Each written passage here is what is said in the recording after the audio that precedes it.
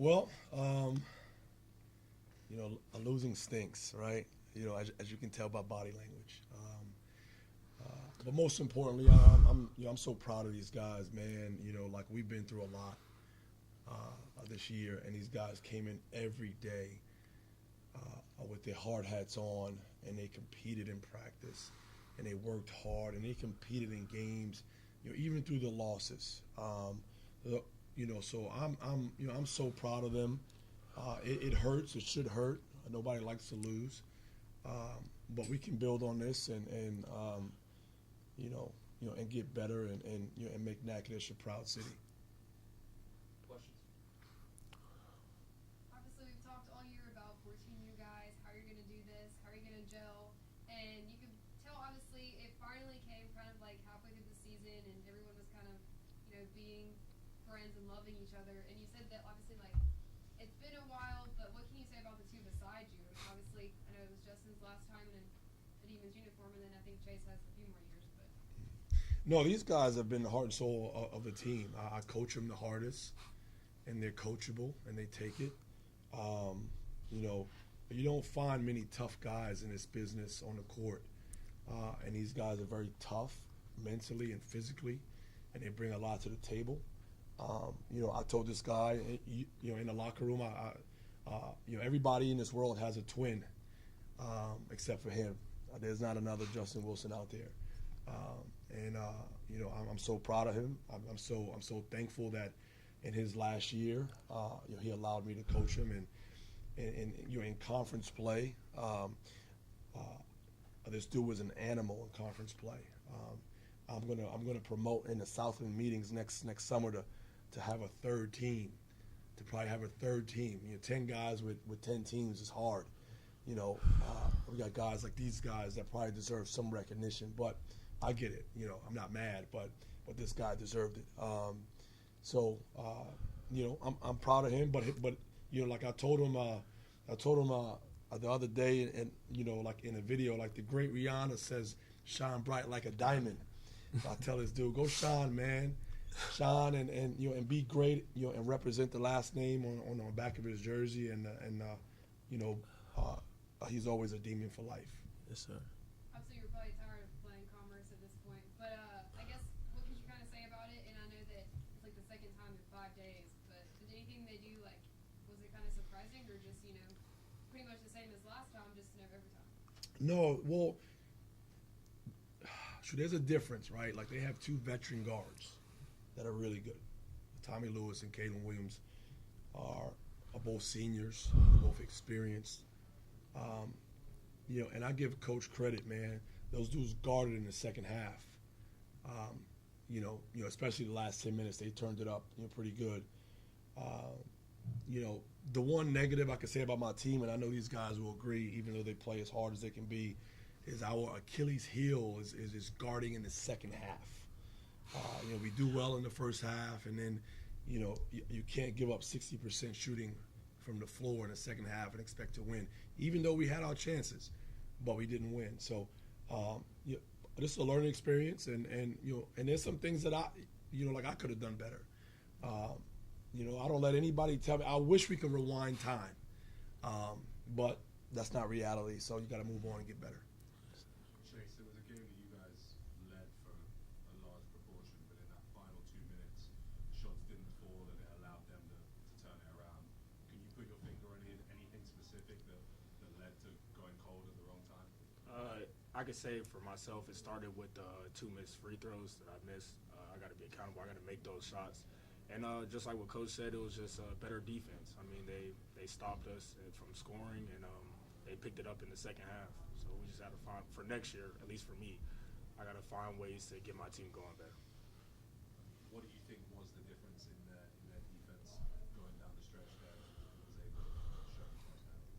I don't think there was really a defense. I just think we just couldn't hit shots. I just think we just couldn't get the ball to get in the basket. Like, they didn't really cover anything different. I don't really see anything different. Justin, Coach obviously had some very nice words there for you. What can you say about the experience that you've had at Northwestern State with Coach Cabrera and in the Southland Conference this year? Amazing. It's a great man, and I thank him for everything he done for me on and off the court, and just for the opportunity to be here and bring me together with my team. I met a lot of great dudes, and I learned a lot at NSU, and I'll forever remember it. And, I got a saying, Demon Nation, and it's Demon Nation till I die. I think I saw you at least once roll your ankle and end up getting clattered going to the basket multiple times. He spoke about your toughness. I don't know how you were still running at the end of that game. How do you feel, and how do you find ways to fight through situations like that? I'm amazing. I feel amazing. I can go out there and play another game if you want me to. I could just say to my granny, she always told me, you're stronger than anybody on that court when you step on there, no matter through injuries, mistakes. Stay strong and stay positive. So, it was no get mad at your ankle, stay positive. Your team needs you. So I tightened it up, and played through the pain. Coach, it's obviously hard in the immediate aftermath of a loss like that to take a big picture view, right? But as you look back on this first year that you've had at the helm in Natchitoches and in this conference, what's your overall feeling about where the program is now and how you build for the future? Yeah, I mean, so we're 9-23, and this was a learning experience for me and my guys, and there's no other option but to get better. The goal is to flip this record. And we got some great young men coming back. We got some dudes coming in. I'm excited for what the future holds. There's no other option. That's a non-negotiable. Failure is not an option for this program anymore. So we're going to build. We're going to prepare for this tough league. This league is tougher. From top to bottom, there's no easy wins. So you just got to learn from it, watch a lot of film, do a lot of recruiting. The season's over, but it's not over for us. So we're getting out on that road in a couple of days to bring some new demons in. Just lastly, what would you say about the support that you've received from the fans, the people, the administration in Natchitoches? Really well supported tonight. The whole women's team, their support staff were here as well. Just your thoughts on the support you've had from the entire Demon Nation, as Justin said. Man, that's a great question, man. Demon Nation has been unbelievable because there have been some rough days, as you could tell. And they have been supportive. They have been understanding. Now, I've been doing this a long time. I know that's not going to last if you continue this. So that's why we're going to win. But I can't thank my Demon fans back home. I can't thank the women's team. My wife has been like my rock. She's been extremely supportive. So I'm hurting. I'm hurting for these guys. I'm hurting because I'm a competitor too. I don't like to lose, but I'm excited for what the future holds. Any other questions? Justin, I know when we first met, you said that you felt like you felt out of love with the game at times. Do you feel as though NSU gave you that second chance and that you kind of have been fulfilled? Yes. Last year being at South Carolina State, I knew I had to find a new home, and if I wanted to elevate myself. So when I hit the portal, I was scared, and I'm like, I don't know if basketball gonna be it. I don't even think no team was gonna pick me up. So I was like, now I got to think of a plan B.